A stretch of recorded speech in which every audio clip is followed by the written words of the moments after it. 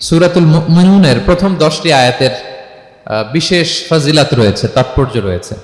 এই 10টি আয়াতের সংক্ষিপ্ত তাফসীর আমি আপনাদের সামনে পেশ করব ইনশাআল্লাহ বিইذনিল্লাহ।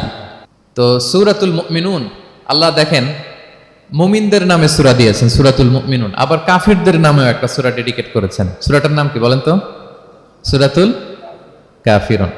আবার মুমিনও না কাফিরও না, মাঝামাঝি আল মুনাফিকুন, তাদের নামে আল্লাহ একটা সূরা দিয়েছেন সূরাতুল মুনাফিকুন। তো এই সূরাটা আমাদেরকে উৎসর্গ করা, আমাদের জন্য ডেডিকেট করা, মুমিনুন নামে এই সূরাটা।